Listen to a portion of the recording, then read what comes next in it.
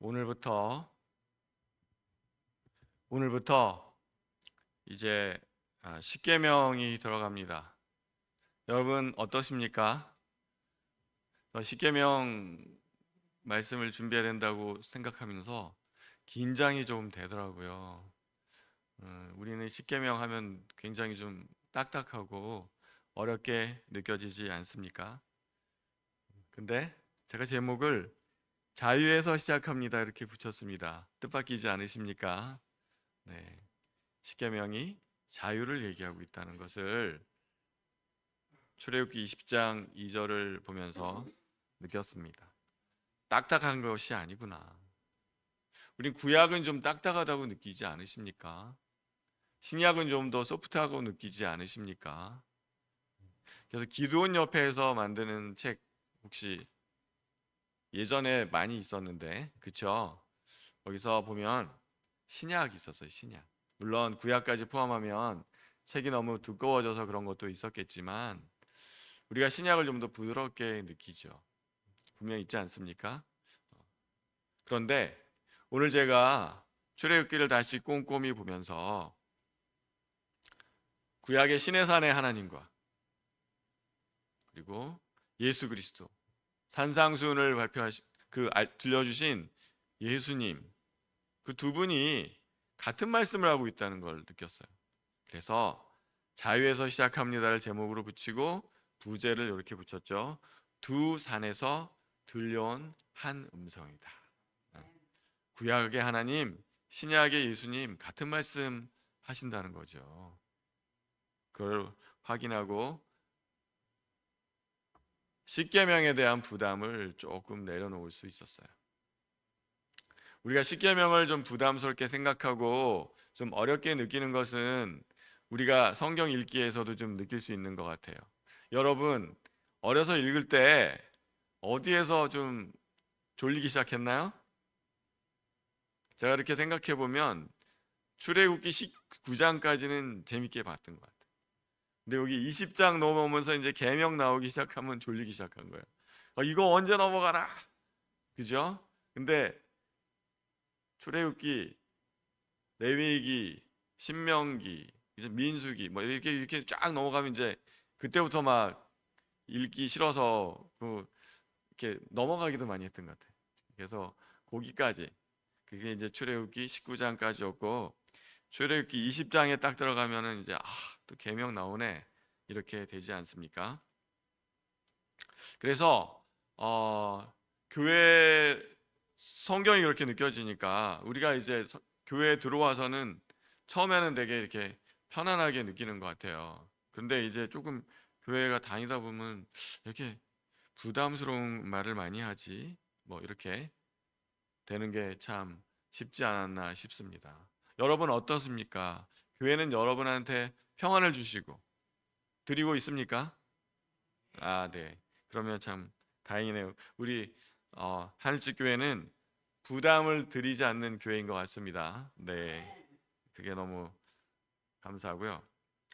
또 신약은 그래서 아무튼 되게 편안하게 느껴지는데 구약은 왠지 좀 딱딱하고 좀 힘들게 느껴지는 거죠. 뭐 한참 전에 그 예수님보다도 한 2, 3천 전부터 시작을 하니까 2, 3천 년 전.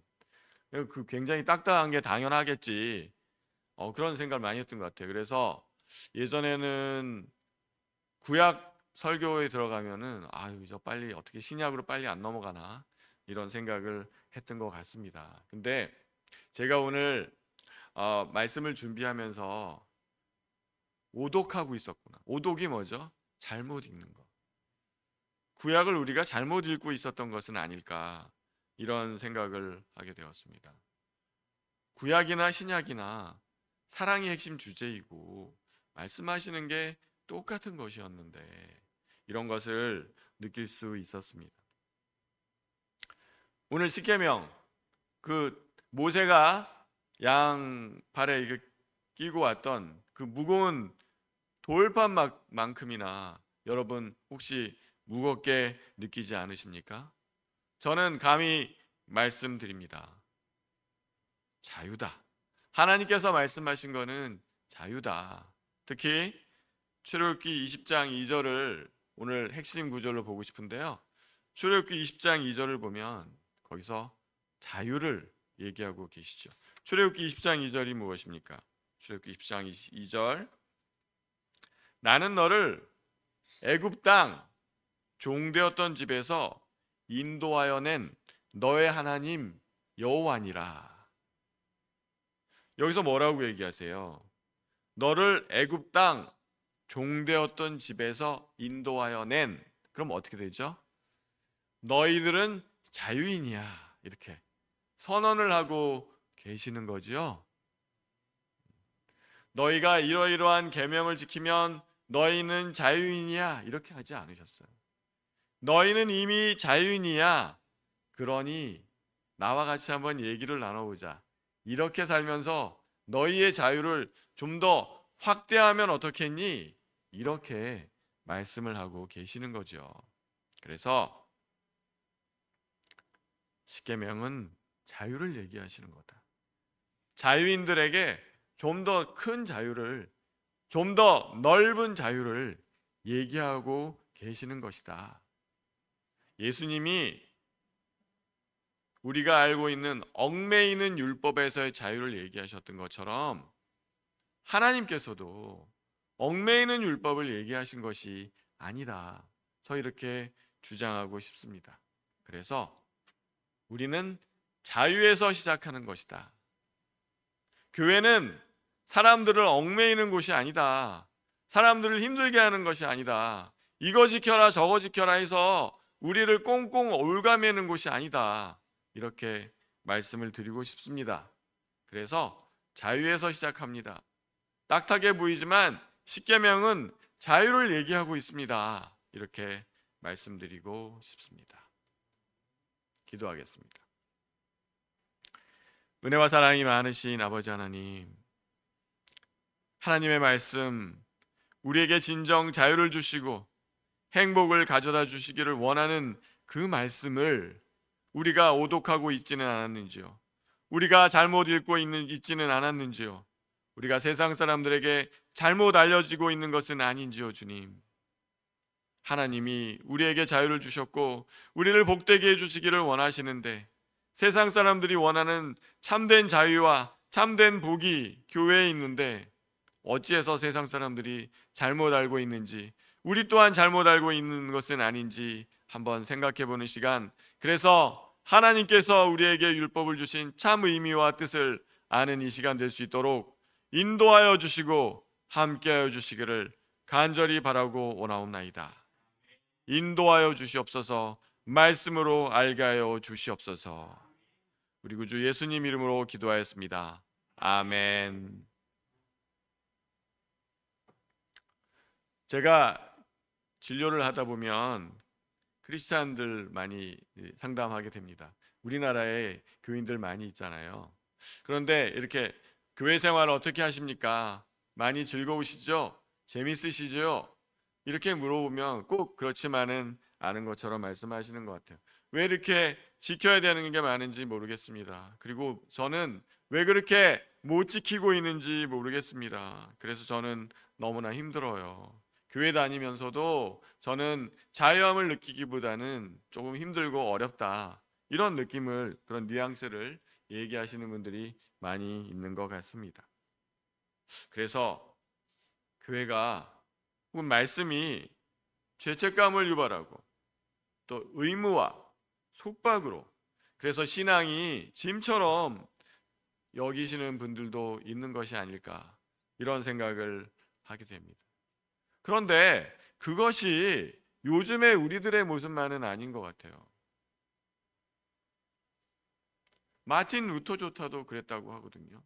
마틴 루터는 정말로 열정적인 신앙인, 수도사였습니다. 그래서 정말로 하나님 앞에서 의인으로 살고 싶었던 사람이었다고 합니다. 그래서 고행을 아주 즐겨했다는 거예요. 어떤 고행을 했습니까? 성당에 올라가는데 그 성당 계단을 무릎으로 올라가는 거예요. 한 계단 한 계단 올라갈 때마다 자기의 죄를 고백하면서 그렇게 노력을 했다는 거예요. 기도를 뭐 한 번 하면 6-7시간씩 하고 회개의 기도를 낱낱이 다 구해야만 된다고 생각을 했다고 합니다. 그리고 막 자기를 채찍으로 이렇게 쳐보기도 하고, 그러니까 안 좋은 생각이 떠오를 때마다 채찍으로 자기를 막 치는 거죠. 그런 노력까지 해보았다고 합니다. 그러면서 마틴 루터가 느낀 것은 힘들다, 어렵다, 안 된다, 이것이었다고 합니다. 그래서 정말로 하나님 앞에서 참된 수도자가 되기 위해서 자기 선배 수도사를 찾아가서 자기의 죄를 고하기도 하고, 그런데 그 선배 수도사가 그런 얘기를 했다는 거예요. 마틴 루터한테. 자네는 죄를 고하는 것이 아니라 하나님께 분노하고 있는 것 같네. 나는 왜 이렇게 할 수가 없나요? 하고 분노하고 있는 것 같네 하는 얘기를 들었다는 거예요. 그렇게 힘들게 고생스럽게 정말 갈등하고 번민하다가 로마서 1장 17절, 복음에는 하나님의 의가 나타나서 믿음으로 믿음에 이르게 하나니, 이 말씀을 보고 의는 내가 쟁취하는 것이 아니고 선물로 주어진 것이구나, 이것을 확인하고 자유함을 느끼면서, 그래서 결국은 성경을 재발견하게 되고, 우리가 선행을 하려고 애써서 의를 쟁취하는 것이 아니라 선물로 주는 것이구나, 칭의의 개념을 재발견하면서, 그러면서 거듭나게 되었고 천국 문이 열린 것을 확인하게 되었다고 합니다. 그러면서 이제 복음 중심의 이런 개신교, 프로테스탄트 종교 개혁을 일으키게 되었던 것이지요. 그럼 마틴 루터가 그때 발견한 것입니까? 아닙니다. 사실은 구약에도 출애굽기 20장 2절에 벌써 하나님께서 그렇게 말씀해 놓으셨거든요. 아까 제가 말씀드렸던 것처럼 우리를 자유인으로 이미 선언을 하시고 그 다음에 계명을 주셨지, 계명을 먼저 주어서 너희가 이렇게 하면 자유인이 된다고 얘기하지 않으셨다는 거예요. 우리를 건져내시고, 죄에서 건져내시고 우리 이렇게 한번 살아보지 않을래? 말씀을 하신 것이지, 너가 거기서 나오려면 요러한 거, 내가 말한 거 지켜야 돼, 이렇게 먼저 말씀하시지 않으셨다는 거죠. 하나님조차 그렇게 말씀하셨다는 겁니다. 우리 장발장 얘기를 아시지 않습니까? 장발장 얘기. 장발장이 언제 내 삶을 다시 살아야 되겠다고 느꼈나요? 장발장이 식사를 이제 신부니 미리엘 신부를 찾아가서 밥이 너무 배가 고팠는데 이제 식사를 제공해 주잖아요. 근데 보니까 식기가 좋아 보이는 거예요. 그래서 그 밤에 식기를 훔쳐서 도망갔습니다. 그래서 경찰에 잡히잖아요. 경찰이 잡혀가지고 이제 다시 수도원으로 오게 되었고, 그래서 경찰이 물어보는 게, 이자가 수도원의 식기를 훔친 게 맞죠? 이렇게 장발장할 때 물었을 때 미리엘 신부가 뭐라고 합니까? 아닙니다, 제가 준 것입니다. 이 은초 때도 줬는데 안 가져갔더군요. 이렇게 얘기하는 그 신부를 체험하면서 장발장이 정말로 다시 살아야 되겠구나, 우리에게 정말로 필요한 것이 그것이 아닌가 싶습니다. 하나님은 우리에게 사랑을 먼저 베풀어 주시기를 원하는 거지, 우리로 하여금 이러이러하게 살아라를 먼저 얘기하고 계신 것이 아니라는 것이죠. 그러면 십계명은 사랑이요 축복이 될 수 있는 거예요. 너 이렇게 살아라가 먼저 나오지 않는다는 것을 우리는 보았으면 좋겠습니다. 출애굽기가 그렇지 않습니까? 애굽의 종되었던 삶에서 먼저 꺼낸 다음에 자유인을 만들어 놓으시고 구원을 먼저 해주신 다음에 그 다음에 이렇게 살아보지 않겠느냐? 우리 한번 같이 어떻게 살지를 얘기해 보지 않겠느냐? 이렇게 전개되고 있다는 것을 알아야 된다. 먼저 이렇게 살아야 돼. 그래야 너는 내 자녀의 자격이 있어. 이렇게 하지 않으신다는 거예요. 그러면 이 세상 어떤 사람도 하나님의 자녀가 될 수가 없고, 그럼 하나님의 자녀라는 속박에 저 들어가지 않겠습니다. 그렇게 할 수밖에 없다는 거죠. 우리는 그렇게 살 수가 없기 때문에. 그래서 그 제가 얘기한 그 세 가지 얘기는 무엇을 얘기하냐면,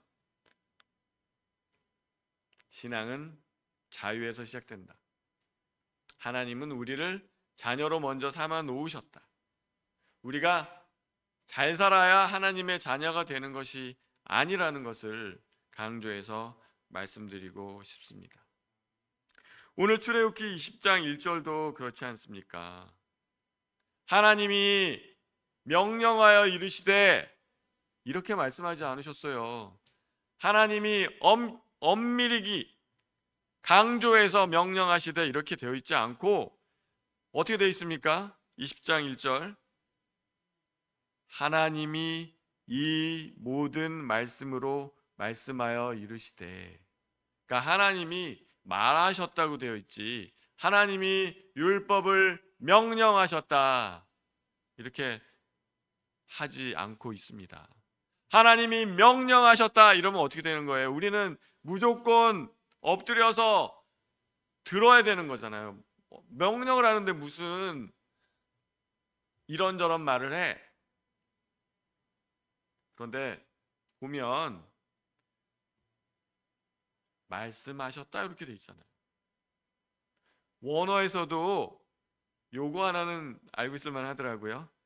10개의 말씀 이렇게 되어 있다는 거예요. 우리는 10계명 이렇게 알고 있는데 우리는 그 뉘앙스가 엄청 다르거든요. 하나님의 10말씀 요거하고 하나님의 10계명, 하나님의 10가지 율법 이렇게 하면은 느낌이 많이 다르지 않습니까? 우리가 마치 율법, 법 이렇게 얘기하면 우리가 검사 앞에 앉아 있는 듯한 느낌이 들잖아요. 하나님이 검사고 내가 죄인이고 이렇게 되는 것 같지 않습니까? 그러니까 저항감이 확 느껴지면서 교회 가면 율법을 얘기한대. 그래서 이렇게 좀 딱딱하고 권위적으로 느껴지는 게 아닌가 싶습니다. 그런데 에어컨 조금 더 틀었으면 좋겠는데요. 덥다고 그러시네. 에어컨 끄지 마십시오.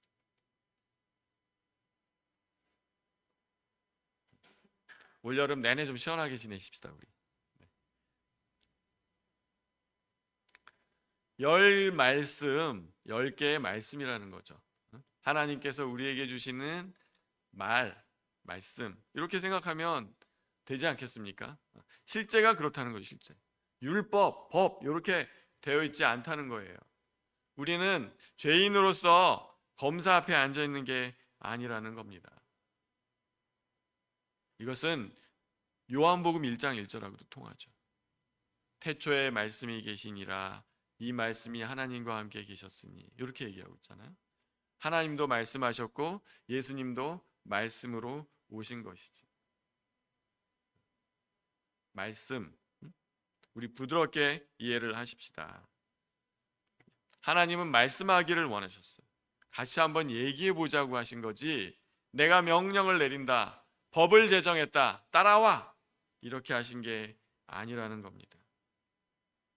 시내산에서 그 우레를 울리신 거는 하나님의 권위를 일단 보이셨어요. 나는 이러한 분이지만 너희에게는 따뜻하게 다가와서 얘기하는 사람이다, 얘기하는 분이다, 이렇게 우리가 알고 있으면 좋겠습니다. 요한복음은 뭐라고 얘기합니까? 말씀으로 오신 분이다. 말씀으로 오신 분이 우리 옆에 오셨다. 그렇게 얘기하고 있지 않습니까? 히브리서 1장 1절 2절 옛적의 선지자들을 통하여 여러 부분과 모양으로 우리 조상들에게 말씀하신 하나님이 이 마지막 날에 아들을 통하여 우리에게 말씀하셨다. 이렇게 얘기하고 있는 것이죠. 그리고 예수님께서는 이 십계명을 어떻게 요약해 주셨습니까?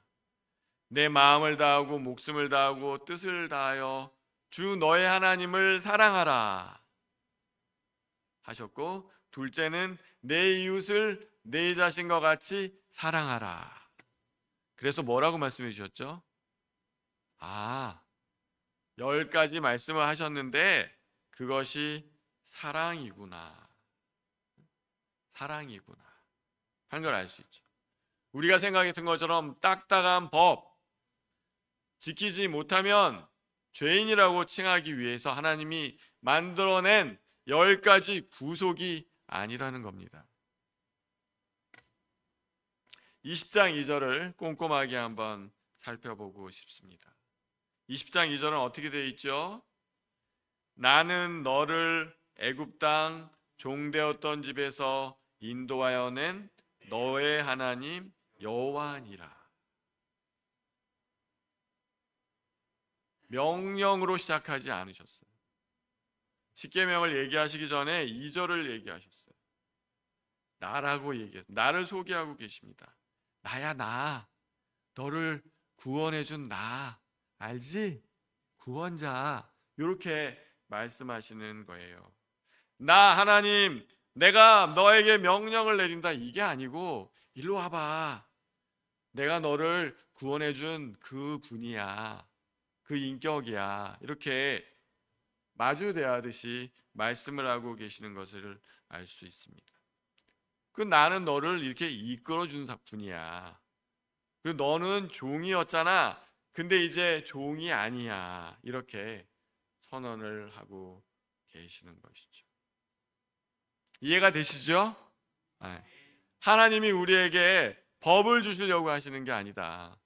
하나님이 우리에게 검사로서 엄격하게 선고하고 있는 것이 아닌 것입니다. 하나님은 우리를 이미 건져내셨다고 얘기를 하고 있습니다. 그래서 뭐죠? 너희는 종이었는데 내가 건져냈으니까 너는 자유인이야. 그러니 나하고 한번 얘기를 나눠볼까? 얘기를 해보는 게 어떻겠니? 이렇게 얘기하시는 거예요. 이해되시죠? 이미 자유인임을 선언하고 계시는 거예요. 우리는 하나님의 말씀을 지킬 자유가 있고 믿지 않을 자유가 있습니다. 그러니까 세상이 이렇지 않습니까? 그렇지 않습니까? 세상을 보세요. 하나님을 안 믿는 사람들 얼마나 많습니까? 하나님을 인정하지 않는 사람들 얼마나 많습니까? 일단 우리를 자유인으로 하시고 나서 얘기하자고 하시는 것입니다. 아시겠죠? 네, 딱딱한 것이 절대로 아니다. 소프트하신 분이다 하나님은. 우리는 먼저 그런 생각을 할 필요가 있습니다. 그래서 자유인으로서 그러면 한번 이렇게 해보는 것이 어떨까 하시는 거죠. 다시 너희가 또 어떤 어떤 구속 거기에 묶이는 것이 나는 정말 싫어. 그래서 이제 처음 부탁을 하시는 거죠.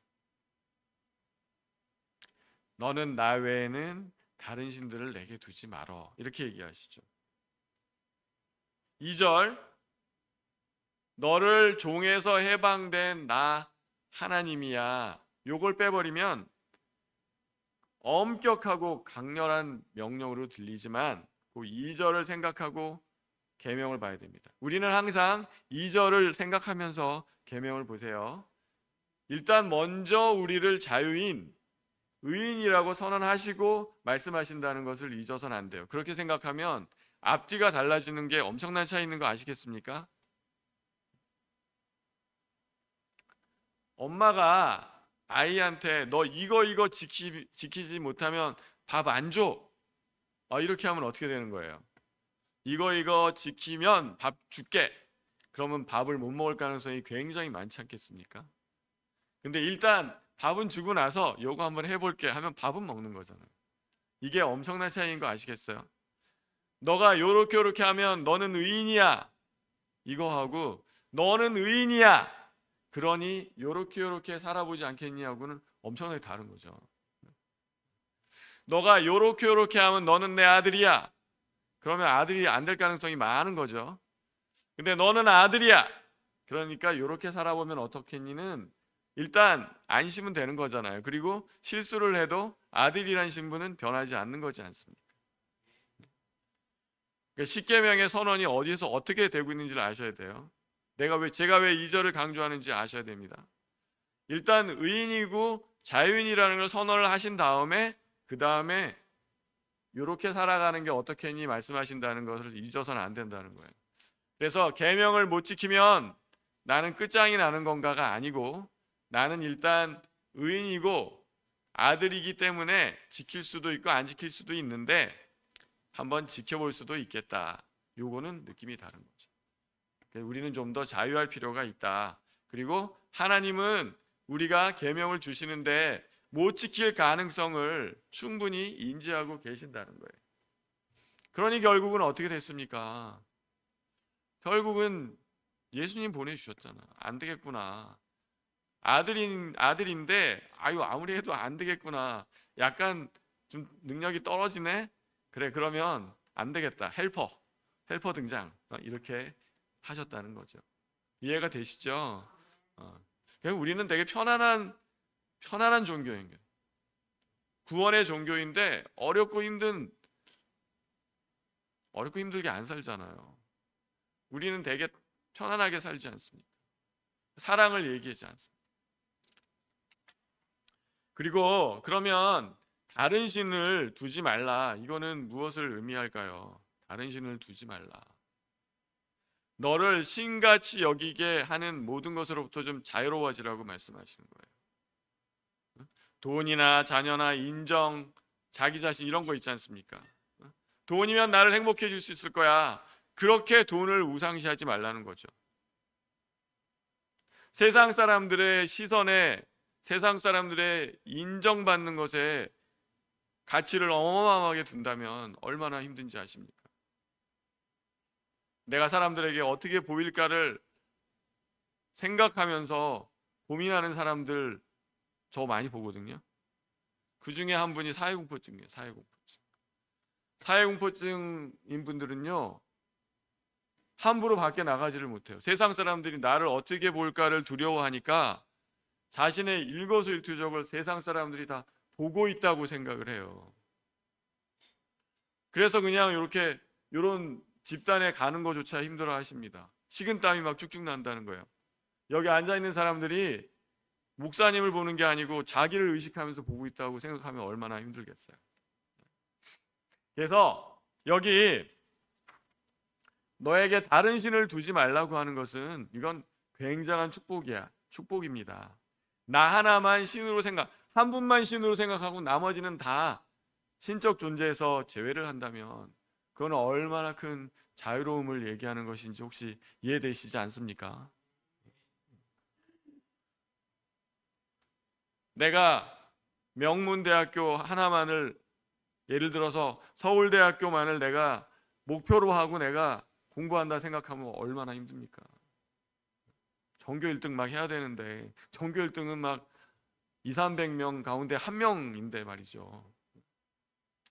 너 그렇게 살지 말라고 얘기하는 거예요. 너 그렇게 안 살아도 돼. 학벌이 너의 신이 돼서는 안 돼. 대학교가 너의 신이 되지 않도록 해.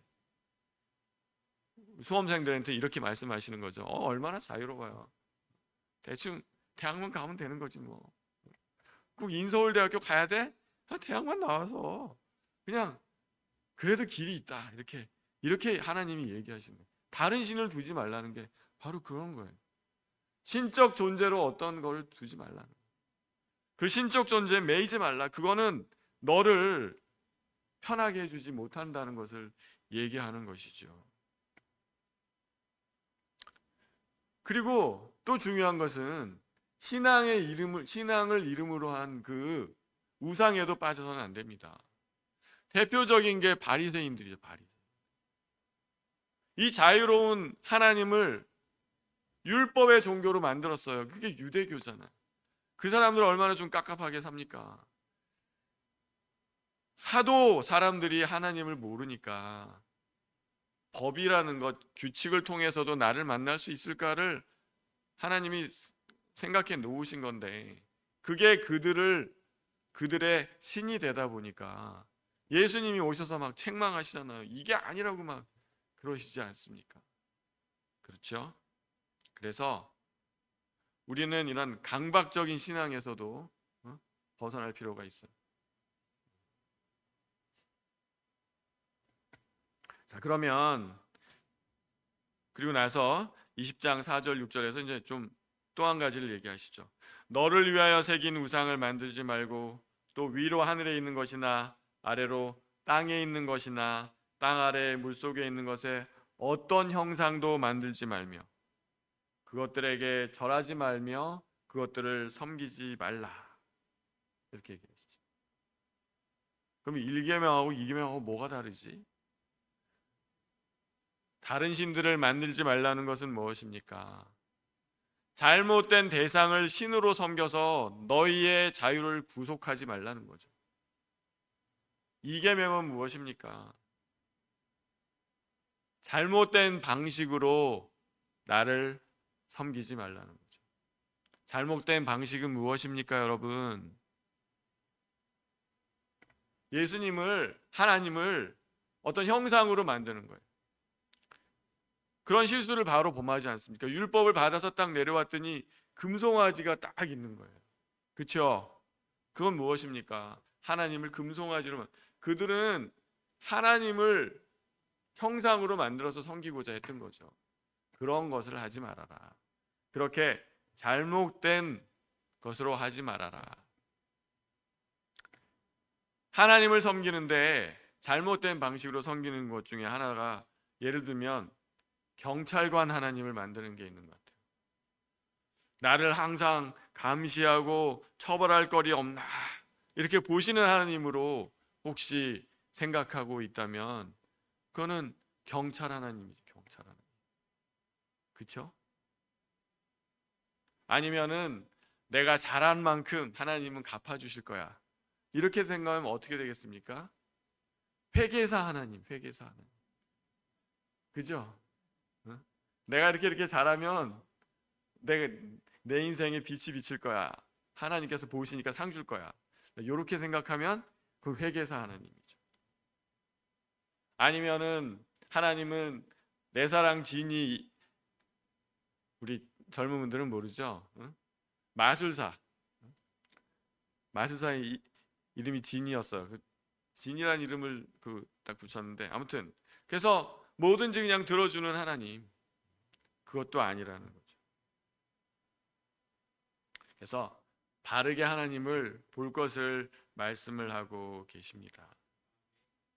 사람들이 형상을 원하니까 잘 모르겠다고 하니까 결국은 형상으로 오시기도 하셨습니다. 그분이 누구시죠? 예수님이죠. 안 보이는 분이신데 형상을 만들고자 하고 잘 감이 안 온다고 하시니까 결국은 아들까지 보내주시지 않았습니까? 참 형상을 우리에게 보내주셨죠. 그리고 오늘 말씀 중에 질투하는 하나님이란 말씀이 있어요. 질투하는 하나님. 하나님이 질투까지 하시나? 질투의 화신인가? 질투는 좋은 의미가 아니잖아요. 근데 왜 이렇게 별로 좋은 의미가 아닌 것을 여기 질투하는 하나님이라고까지 해놓으셨을까요? 일단은 하나님이 우리를 얼마나 사랑하시는지를 생각했으면 좋겠고, 또 우리가 얼마나 다른 데에 눈을 많이 돌리면 이런 표현을 쓰셨을까? 너하고 나하고는 결혼한 관계야. 종교를 갖는다는 것, 나를 신앙한다는 것은 하나님과 우리는 결혼했다고 하잖아요. 하나님이 신랑이고 우리가 신부라고 하잖아요. 근데 우리 신부가 좀 이 해fun신부야. 그래가지고 눈을 자꾸 돌려. 응? 눈을 자꾸 돌리니까 질투하신다고 표현을 하셨죠. 제발 눈 좀 그만 돌려라. 세상에 너를 이렇게 유혹하는 게 많다고 해서 그쪽에 이렇게 눈 잡고 돌아가면 안 되지. 나는 너만 바라보고 있는데 너는 왜 자꾸 눈을 돌려? 너무 속상해. 눈을 돌려도 좋은데, 그래 눈을 돌려도 좋은데 그래갖고 니들이 잘 될 것 같으면 내가 내버려 두겠어. 근데 결국은 세상의 돈과 뭐 명예와 무슨 뭐 술, 예를 들어서 술이라고 해보십시다. 술은 처음에는 자유함을 주는 것 같아요. 제가 처음으로 술을 마셨을 때 제가 되게 소심한 학생이었거든요. 술을 먹으니까 배포가 생기더라고요. 술을 처음 먹으니까 그래서 세상 사람들이 술을 마시는구나, 이런 해방감이 있구나 하는 거를 느꼈어요. 근데 웬걸 조금 먹어보니까 이게 이상한 거예요. 그걸 넘어가더라고요. 넘어가서 이상한 행동을 막 하기도 하고. 그 다음에 그 정도 이렇게 배포와 편안함을 느끼기 위해선 자꾸 더 많이 먹어야 돼. 그래서 이게 술이 그래서 해방이 되는 게 아니고 묶이는 거구나. 세상이 주는 많은 것들이 실상은 그렇지 않습니까?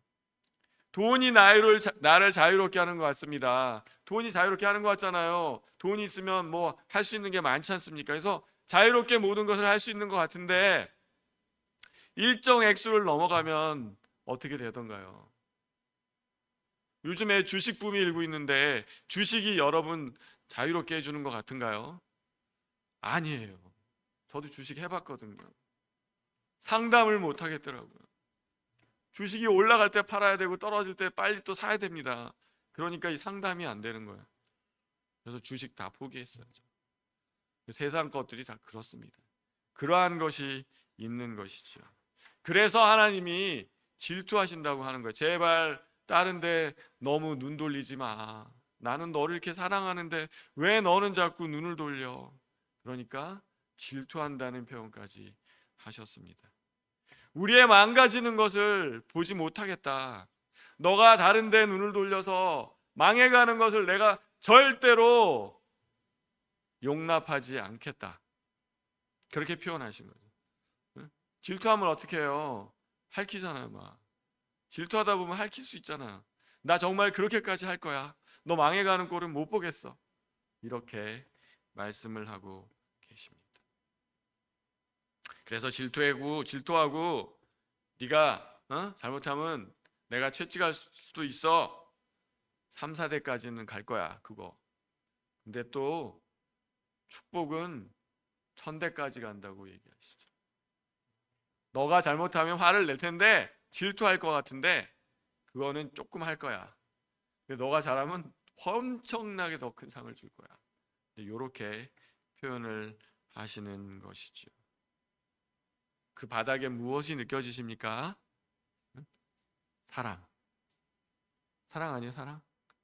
그 바닥에 사랑이 있는 거예요. 내가 너 잘 됐으면 좋겠어. 그 안에 사랑이 있잖아요. 엄마의 잔소리를 우리가 왜 듣습니까? 그 안에 깊은 사랑이 있기 때문이 아니겠습니까? 그렇죠? 사랑. 그래서 요한복음 14장 15절에 이렇게 예수님께서 말씀하셨어요. 너희가 사랑하면, 나를 사랑하면 나의 계명을 지킬 것이다. 이것이 하나님의 마음을 한마디로 표현해 주신 거예요. 내가 원하는 것은 사랑이야.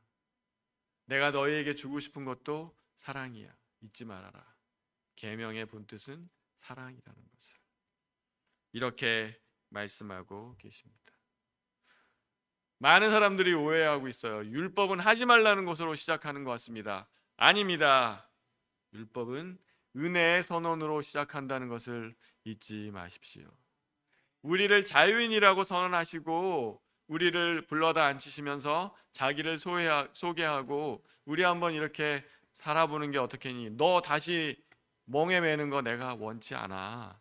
이렇게 말씀하고 계시는 것이죠. 오독하면 큰일 납니다. 역사적으로 대표적으로 오독한 사람이 누굴까요? 저는 니체라고 생각해요. 니체. 제가 니체를 잘 모르지만 저는 그 사람의 그 살아온 삶 이런 거에는 관심이 또 많거든요. 니체가 주장한 건 잘 모르는데 니체가 주장한 것 딱 중에 하나, 신은 죽었다 이렇게 주장하지 않았습니까? 그런데 많은 사람들이 이렇게 얘기하더라고요. 니체가 얘기한 신은 우상으로서의 신, 사람을 올가매는 것으로서의 신, 그 신은 죽었다고 얘기한다는 거죠. 그 시대 독일의 기독교 교회가 갖고 있었던 그 사람을 올가매는 것에 대한 그 신은 죽었다고 얘기한 것이다. 사람들이 그렇게 얘기합니다. 니체는 성경을 오독했다고 생각해요. 어린 시절에는 꼬마 예수라고 그랬다는 거예요. 니체의 집안은 대대로 목사님 집안이거든요. 니체도 어린 시절에는 목사 노릇을 하면서 애들하고 놀았대요. 자기는 목사고 애들을 이렇게 신도를 만들어 가지고 목사 노릇을 하거나 예수 흉내를 내는 그러한 정말로 훌륭한 목사가 될 싹이 보이는 아이였다는 거예요. 그런데 어느 날 어느 때 우리가 많이 범하는 그 잘못처럼 하나님을 오독하기 시작했어요. 하나님은 우리가 지키지 못할 계명이나 법으로 우리를 올가매는 그런 분이구나. 우리는 자유롭고 싶은데 하나님은 우리를 올가매고 있구나. 이렇게 읽기 시작했다는 거예요. 그러면서 반기독교 대표적인 그런 사람으로, 그런 이론가로 성장했지요. 우리는 그래서는 안 되겠습니다. 오늘 십계명의 처음 시작을 하나님께서 우리를 자유인으로 선언하고 있다는 것을 잊지 마십시오. 율법이 우리를 올가매는 것이고 우리를 올가매기 위해서 하나님이 하지 않으셨다는 것을 절대로 잊어서는 안 됩니다. 우리를 의인으로 자유인으로 선언을 하고 나서 그 다음에 살아갈 방도를 말씀하셨다는 것을 잊지 마십시다. 니체처럼 오독하지 마십시다. 많은 사람들이 교회에서 지켜야 될 것이 너무 많다고 얘기해요. 그렇게 얘기하고 싶어. 그러면 아무것도 하지 마세요. 지키지 마세요. 그냥 교회만 편하게 가세요. 그래도 됩니다. 우리 옛날에 우리 전도사님들이나 선교사님들이 가장 쉽게 기독교를 전하는 방법이 무엇이었습니까? 예수 천당, 예수 천당. 예수 믿고 천당 갑시다. 예수님이 나의 구주십니다. 그거면 당신 천당 간다는 건데 그 외엔 뭐 이렇게 많은 거를 더 붙여서 교회를 그렇게 힘든 문턱이 높은 곳 가면 지켜야 될 곳이 너무 많아서 힘든 곳으로 인식하게 하느냐 이거죠. 일단 그것은 아니라는 거 우리 오늘 깊이 한번 느끼면서 하나님이 진정으로 우리에게 뭘 원하시는지 한번 생각해 보았으면 좋겠습니다. 그리고 나서 하나님이 우리에게 주신 10가지 율법, 10계명, 10가지 말씀을 한번 편안한 마음으로 계속 살펴보았으면 좋겠습니다. 네. 하나님, 예수님께서 주신 자유에 대해서 한번 우리 출애굽기 20장 2절, 갈라디아서 5장 1절을 같이 한번 읽어볼까요? 나는 너를 애굽 땅 종되었던 집에서 인도하여 낸 내 하나님 여호와니라. 그리스도께서 우리를 자유롭게 하려고 자유를 주셨으니 그러므로 굳건하게 서서 다시는 종의 멍에를 매지 말라.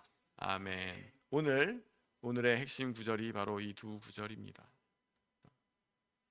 하나님께서 얘기하셨습니다.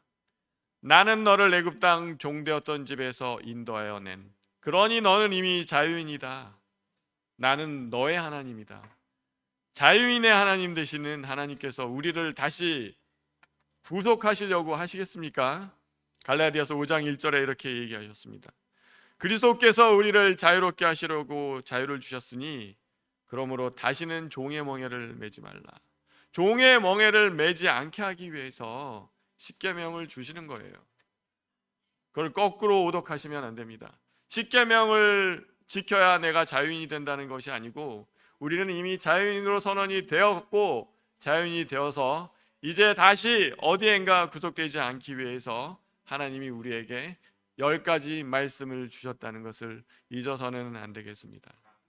하나님 안에서 자유함을 누리십시오. 하나님은 우리를 자유롭게 하시길 원하십니다. 어디엔가 매여서 이렇게 살아야만 돼, 저렇게 살아야만 돼, 돈과 명예와 세상 권력에 우리가 그것을 추구하면서 멍에 매지 말라고 그렇게 하신다는 것을 우리 잊지 마십시다. 참된 자유인, 하나님 안에서 참된 자유인이 되시기를 꿈꾸며 오늘의 말씀을 맺겠습니다. 아멘. 네, 기도하겠습니다.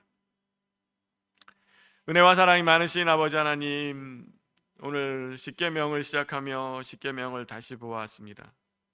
하나님께서 진정으로 원하시는 것은 자유함이라는 것, 구속에서부터의 자유, 세상에서 우리를 올가매는 모든 것으로부터의 자유함을 주시고자 하시는 것을 우리가 잊지 말게 도와주시옵소서. 하나님 아버지, 니체와 같이 하나님을 오독해서 말씀으로부터 우리가 자유함을 얻지 못하는 그러한 우리 되지 말게 하시고, 온전히 하나님을 의지함으로 참 자유를 얻는 우리 될 수 있도록 도와주시고 인도하 주옵소서.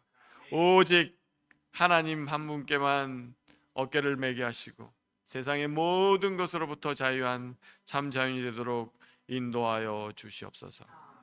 하나님께서 원하시고 구주 예수를 보내신 그 뜻을 참으로 깊이 깨닫고 자유롭게 세상을 살아가는 우리 될 수 있도록 인도하여 주시옵소서. 우리 구주 예수 그리스도 이름으로 기도하였습니다. 아멘.